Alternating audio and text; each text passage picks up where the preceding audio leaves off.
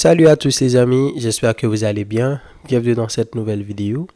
Petite vidéo pour parler du Barça et pour parler d'Ansu Fati qui s'est blessé. Les informations sont sorties aujourd'hui. Ansu Fati s'est blessé hier à l'entraînement à la plante du pied droit. On parle de 3 à 5 semaines d'absence minimum, je dirais un mois d'absence pour Ansu Fati. Quel dommage les amis. Cette nouvelle-là, c'est pas une très bonne nouvelle à la fois pour le Barça et pour Ansu Fati. Pour le Barça, parce que comme vous le savez, en ce moment, on a beaucoup de joueurs à l'infirmerie. Il y a Frenkie de Jong, il y a Araujo, on sait qu'il ne sera pas de retour avant l'année prochaine. On a Pedri qui s'était blessé, On a Gavi qui est censé revenir en novembre, mais il va encore lui falloir du temps. Peut-être que c'est dans les mois de janvier et de février qu'on pourra vraiment compter sur lui. Il y a Baldé qui avait été blessé toute la saison, qui doit revenir, mais encore une fois, il va lui falloir du temps.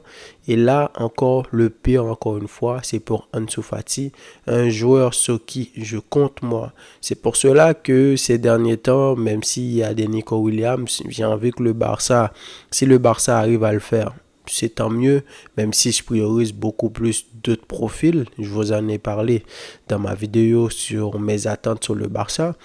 Mais quand tu vois des blessures comme ça à répétition, tu te dis, oh, en fait, le Barça a peut-être raison. Ansu Fati, qui est censé être l'avenir du Barça, ça fait un moment, les amis, qu'on attend Ansu Fati. Rappelez-vous la version d'Ansu Fati avec son numéro 31, là, qui faisait la pluie et le beau temps avec Messi au Barça. Il y a même un moment où on le comparait avec Vinicius et certains disaient même qu'il avait beaucoup plus de talent, il avait beaucoup plus de qualité pour percer en Europe, notamment au Barça, beaucoup plus que Vinicius et à juste titre. C'est vrai que là, maintenant, vu le joueur qui est devenu Vinicius, vu l'ampleur qu'il a pris en ce moment dans le football mondial, on s'est un peu rétracté là-dessus, mais qu'est-ce qui aurait pu se passer si Ansu Fati ne s'était pas blessé, s'il avait continué à performer, parce qu'après le départ de Messi, on lui a donné le numéro 10, donc c'était clairement le nouveau visage du Barça qui allait peut-être porter le Barça. Certes, il y avait un très grand poids sur son dos. Beaucoup de gens ont dit que c'est pour cela qu'il s'est blessé, etc. Mais quand même, quel talent gâché. Ansu Fati qui traîne des blessures à répétition depuis plus de 2 ans. Il n'arrive pas à enchaîner les matchs. C'est des 3 mois de blessure, des 4 mois de blessure. La saison dernière, il est parti à Brighton en prêt pour essayer d'aller vraiment se mettre au diapason, d'aller se mettre en forme parce que le championnat anglais, tu as des Herbi qui l'aiment bien. Il n'y avait pas possibilité qu'il joue au Barça. Xavi qui ne voulait pas le perdre, qui avait pris la bonne décision de le prêter à Brighton et qui a préféré laisser partir quelqu'un comme Abdé. Mais malheureusement, encore une fois, il est arrivé là-bas. Il n'a pas pu s'imposer. Encore une fois, problème de blessure. Comment il s'appelle? Je pense qu'il s'appelle Mitoma qui a joué sur le côté parce qu'Ansu n'arrêtait pas de se blesser. Et là, c'est le timing parfait. Tu arrives dans un nouveau Barça, tu reviens de près. Tu as eu le temps de récupérer.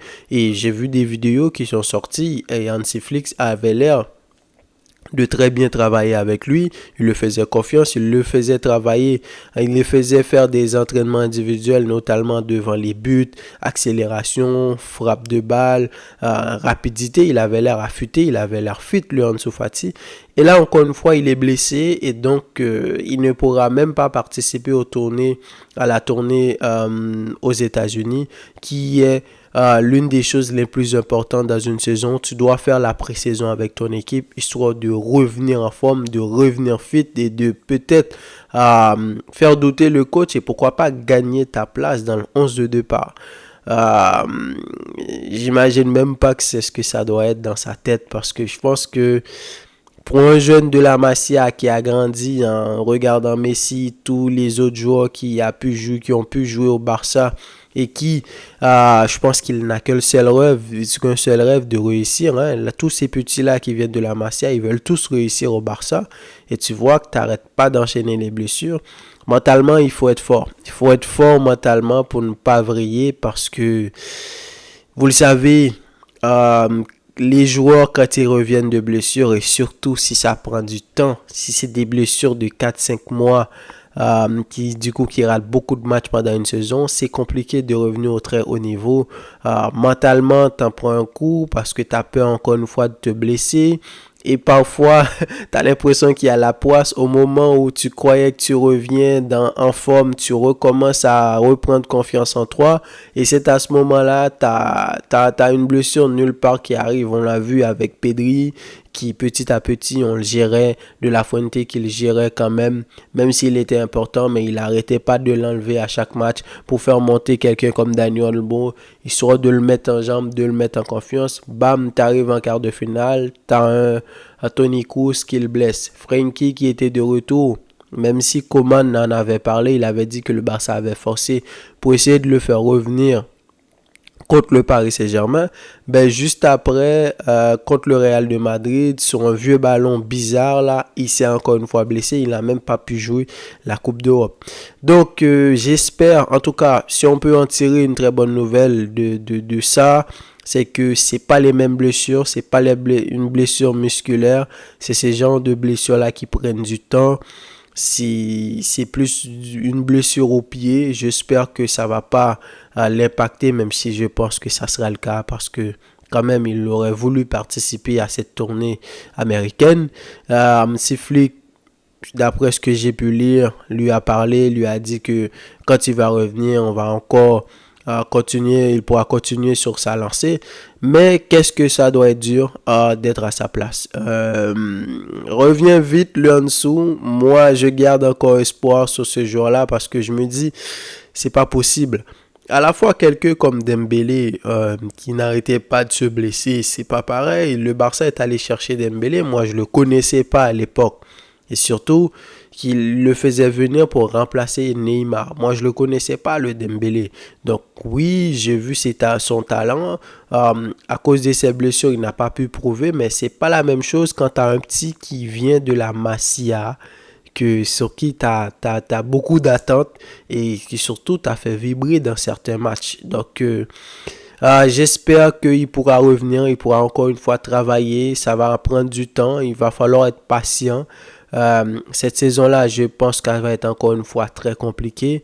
J'ai hâte de voir avant la fin du mercato quel joueur est-ce que le Barça va acheter pour essayer d'être là en attendant que tous les cadres reviennent et quand ils vont revenir, dans quel état, dans quelle forme physique ils vont être.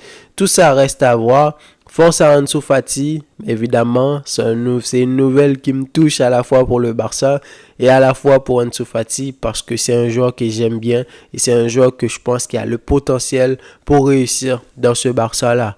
Alors, c'est tout pour la vidéo, les amis. Dites-moi qu'est-ce que vous en pensez dans les commentaires. S'il y a des fans du Barça qui sont là, qui ont vu Ansu Fati, qui peut-être ont de l'espoir pour lui.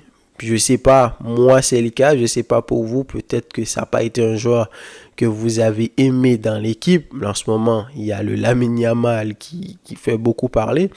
Et quant à moi, je vous dis à la prochaine pour une nouvelle vidéo. Salut.